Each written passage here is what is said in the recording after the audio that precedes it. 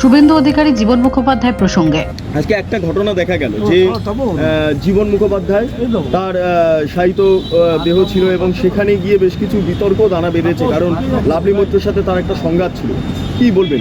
প্রথমত জীবনবাবুর বিদেয়ী আত্মাকে প্রণাম করি। আমরা আজকে বিজেপির প্রায় 15 জন মতো এমএলএ স্ট্যান্ডিং কমিটির জন্য এসেছিল, আর আমি এসেছি জীবনবাবু, কারণ জীবনবাবুর বই তো আমরা পড়েছি স্কুল লাইফে, এবং অত্যন্ত সজ্জন ব্যক্তি, উচ্চশিক্ষিত এবং 10 বছর বিধায়ক ছিলেন, এবং জনদরদি, রাষ্ট্রবাদী এবং সৎ।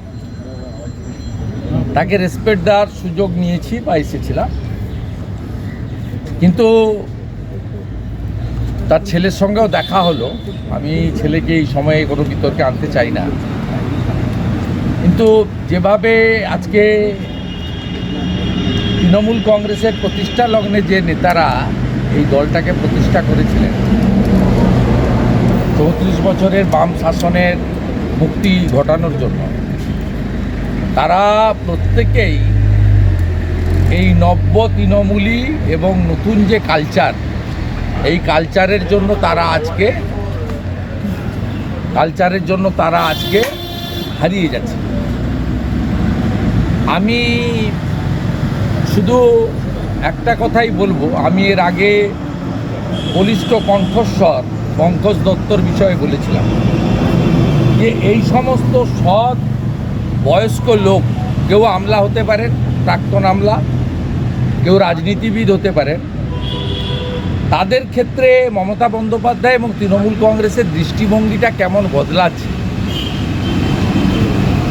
আপনারা কে এলেন না, কার নাম লেখা মালা দেওয়া হলো কি হলো না, আমি সেটা তার ব্যক্তিগত বিষয়, সে সম্পর্কে বলবো না। জীবনবাবু শেষটা গত 2-3 বছর কি কষ্ট পেয়েছেন আমি জানি, কারণ আমি ওই দলটা 21 বছর ধরে করেছি। জীবনবাবু আমাকে সোনারপুরে একাধিক সামাজিক রাজনৈতিক কর্মসূচিতে ডেকে নিয়ে যেতেন, এবং স্যারের আশীর্বাদ আমরা পেতাম, অনেকেই পেয়েছেন, আমরাও পেয়েছি। অত্যন্ত সজ্জন ব্যক্তি। তাকে সোনারপুর কলেজের গভর্নিং বডির নমিনি থেকে সরানো হয়। সে সরকার সরাতে পারেন, সেটা তো আগে একজন লোকাল বিধায়ক ম্যান্ডেটারি ছিল, এই সরকার বিধায়কদের, বিরোধী বিধায়কদের রাখবেন না বলে সব জায়গা থেকে আউট করেছেন আমাদের।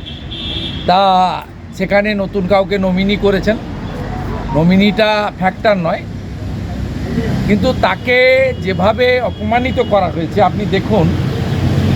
আজকে দুলাল সরকার এবং নরেন তেওয়ারির কথা টিভি ছেয়ে আছে। 15/4/2023 মাননীয় লয়ার মৃত্যুঞ্জয় বিশ্বাস অ্যাডভোকেট, তিনি জীবন মুখোপাধ্যায়কে ডিফেমেশনের নোটিশ দিচ্ছেন। My client Shrimati Arundhati Maitra, within bracket Lovely Maitra, member of legislative assembly Sonarpur, post entry Sonarpur, district south চব্বিশ, কলকাতা, 7,50,000, 7,150,000, 7000150। এই চিঠিতে কিভাবে এইরকম একটা সজ্জন ব্যক্তিকে অপমান করা হচ্ছে, এটা একটা লিগ্যাল প্রসিডিওর, তিনি করতে পারেন, কিন্তু আমি শুধু বলছি জনগণকে, এটা কোনো বিজেপি বা সিপিএমের লোকের চিঠি নয়, এটা তৃণমূলের বিধায়ক, তিনি তার লয়ারকে দিয়ে তৃণমূল কংগ্রেসের ফাউন্ডার, যার বই পড়েনি, আপনারা সবাই তার বই পড়েছেন স্কুল লাইফে, পাঠ্যপুস্তকে, এরকম একটা রেসপেক্টেড মানুষ, ধুতি পাঞ্জাবিতে আদর্শ বাঙালি শিক্ষাবিদ, সেই রকম লোককে কিভাবে মানসিকভাবে নির্যাতন এরা করেছে। এবং এমনকি আপনারা শুনলে অবাক হয়ে যাবেন, বাইক বাহিনী আছে না, প্রসিদ্ধ বাইক বাহিনী তৃণমূলের, সেই বাইক বাহিনী গিয়েও জীবনবাবুর বাড়িতে হামলা করেছে। এই জায়গায় দাঁড়িয়ে আজকে শোক প্রকাশও যেমন করছি, পঙ্কজ দত্ত যেমন যন্ত্রণায় চলে গেছেন, আমার মনে হয়েছে জীবনবাবু স্বর্গবাস করবেন, এটা ঘটনা, আমরা ঈশ্বরে বিশ্বাস করি।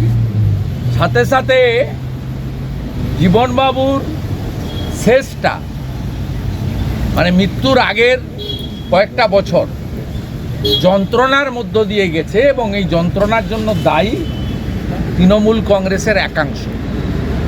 আর মাননীয় মুখ্যমন্ত্রী যাকে নেতা বা নেত্রী মেনেই জীবনবাবু রাজনীতি করেছেন, এমএলএ হয়েছেন, মুখ্যমন্ত্রী করেছেন, সমর্থন দিয়েছেন, তিনি এত কাজের চাপ, তিনি জীবনবাবুদের মতো ভদ্রলোকদের যন্ত্রণার নিরসনে এই নব্য তৃণমূলী যারা লাল চুল কানে দুল তাদেরকে নিয়ন্ত্রণ করতে পারেনি।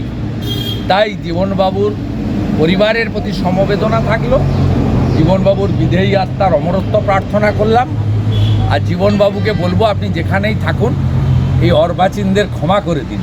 আর বাংলার মানুষকে বলবো এই অর্বাচীনদের কোনোদিন ক্ষমা করবেন না। সুযোগ যেদিন আসবে এদেরকে গণতান্ত্রিক পদ্ধতিতে